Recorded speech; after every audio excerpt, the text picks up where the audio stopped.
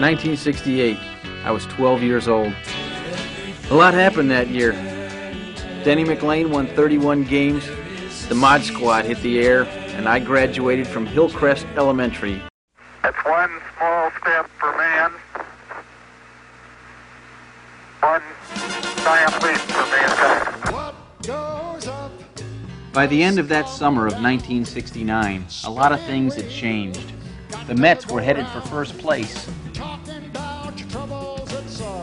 Woodstock was a household word. And Winnie Cooper's dad had moved to Chicago. And it wasn't over yet.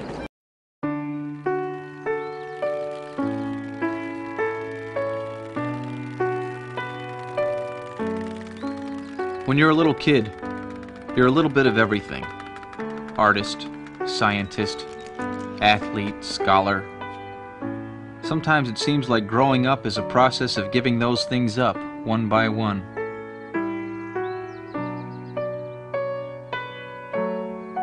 I guess we all have one thing we regret giving up.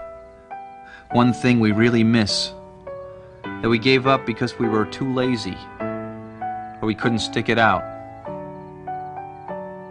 Or because we were afraid. He's gonna go long! What a pass! I'd been born.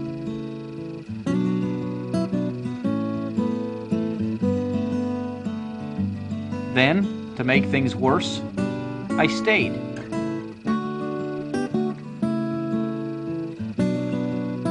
Not that the Wiener didn't try to adjust. In fact, our relationship eventually settled into a fairly stable pattern. I always imagined that things would pretty much always be that way. But I guess no matter how much your brother hates your guts,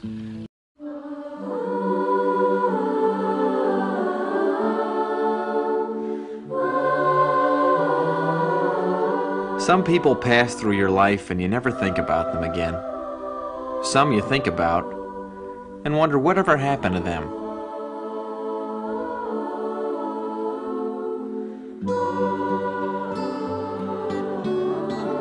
Dentist, maybe. Gossip columnist. No, divorce lawyer. Some you wonder if they ever wonder what happened to you.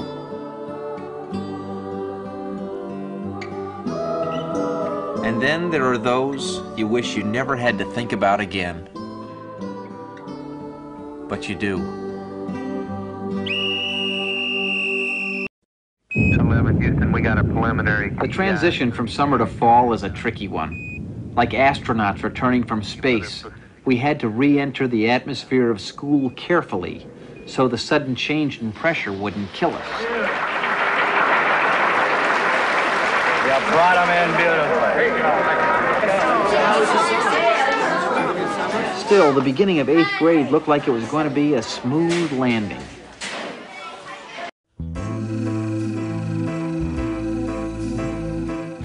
When you're a little boy, you don't have to go very far to find the center of your universe.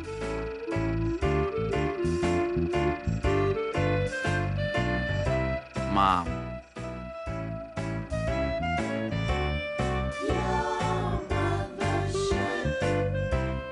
She's always there. It's a pretty good arrangement when you're 5. But around age 13, there starts to be a problem. Kevin? Every kid needs a hero. Everybody knows that. They teach us about courage, about ideals, about life. Sometimes heroes are easy to spot, but sometimes they turn up in unlikely places.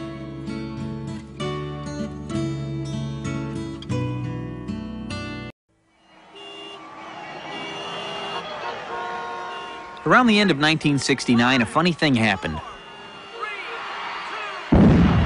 1970. Not that anyone was paying much attention. Still, with a new decade on the books, maybe it was time to heal old wounds, get over old hurts. It was possible. After all, I'd gotten over Winnie Cooper. Hi, Kevin.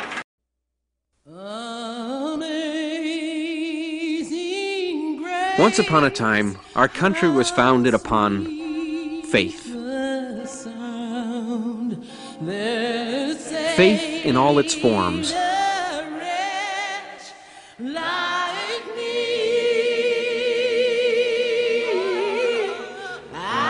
But during the late 1960s, people began looking heavenward for new answers to old questions. And we have liftoff, Apollo 13.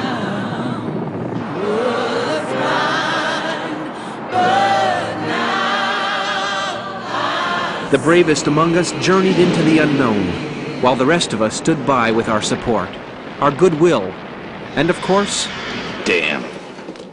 our taxes. There's a dream that's as old as natural grass and nickel hot dogs and being young.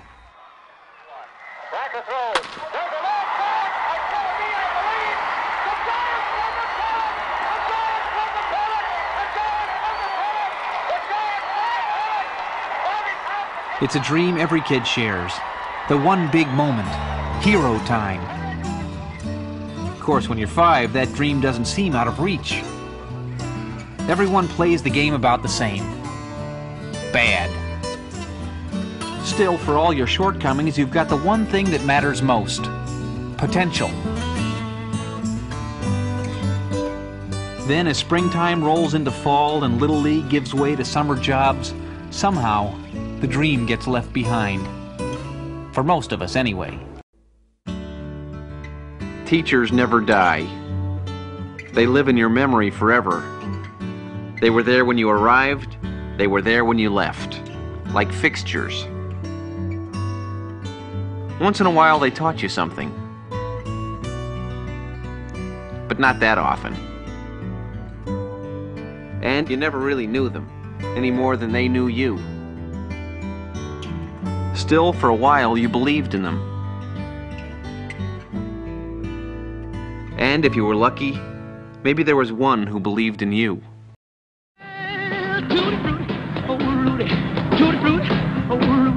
Every generation has its idols. Guys who are our heroes. Guys who define cool. Guys who drive chicks crazy. My generation produced a ton of these guys. The Beatles, Mick Jagger, and, of course, yours truly.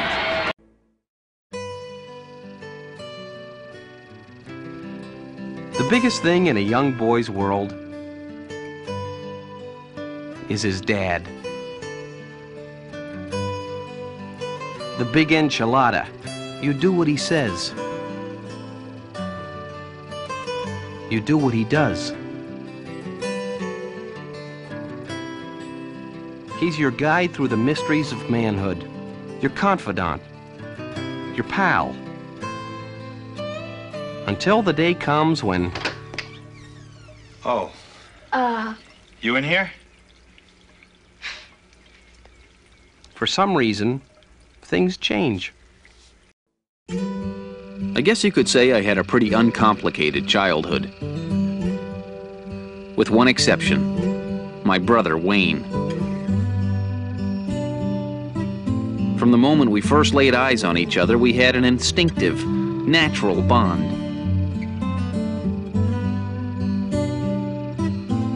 It was kind of touching, really.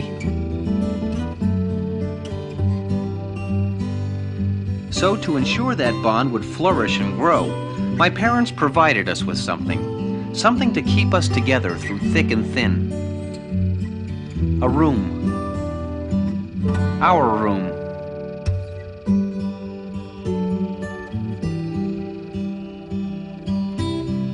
The thing is, we actually had some pretty good times there.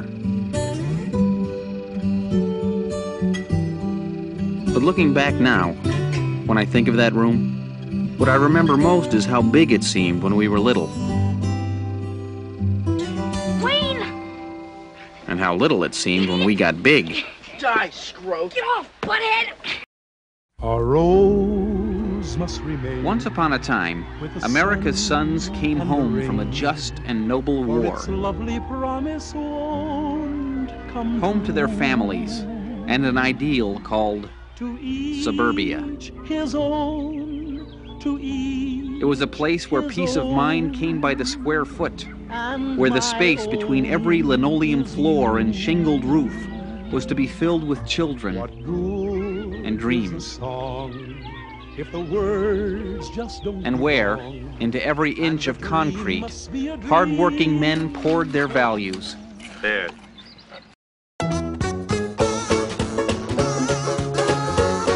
The 1970s were filled with improbable events, strange occurrences, unexpected happenings. But nothing was quite as improbable as my brother and his new girlfriend. Why is Sandy Tyler dating your brother? Got me. What is it, like some kind of science experiment? Got me. It defied explanation. Sandy Tyler was a seemingly intelligent 11th grader. She was smart. She was pretty. She's out of her mind. Seemed as good an explanation as any. Hey, Kev, how's it going? Hi, Kevin. Hi. When I was a kid, anytime I needed a lift, there was my grandfather. The guy was always good for a ride.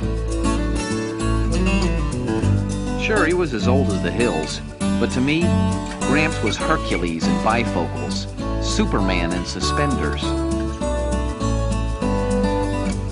He was ageless, timeless, one man in a million you could always count on. Where is he? He's late.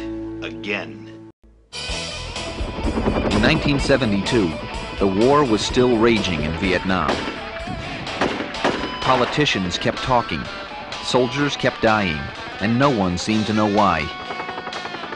But maybe because the war had gone on too long, or maybe because it had caused too much pain, whatever the reason, most of us managed to keep it at a distance and go on with our everyday normal lives. Well, for your information, I'm not gonna act like that. Oh, yes, you will, Ralph. You most certainly will. Throughout time, there have been some pretty obnoxious couples. Couples who constantly bickered.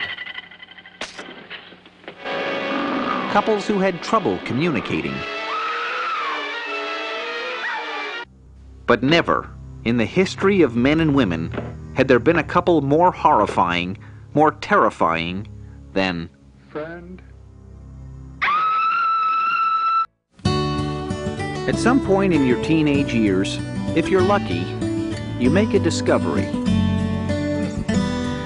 You find out you're actually good at something. It's that critical juncture where talent becomes expertise. Kinda. It's your chance to star. Or...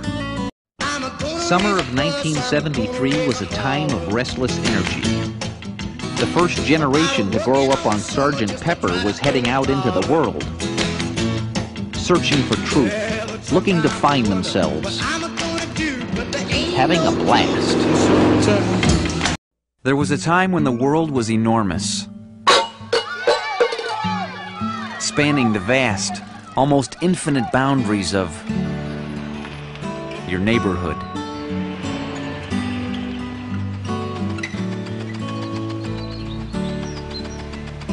The place where you grew up.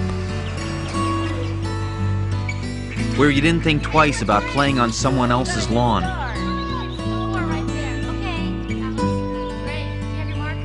And the street was your territory that occasionally got invaded by a passing car.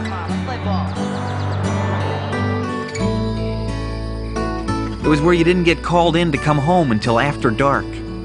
And all the people and all the houses that surrounded you were as familiar as the things in your own room.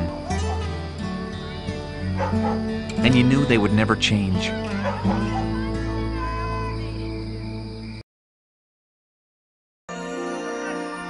And the thing is, After all these years, I still look back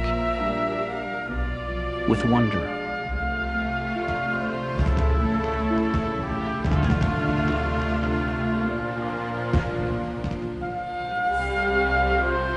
Hey, Dad, wanna play catch? I'll be right there.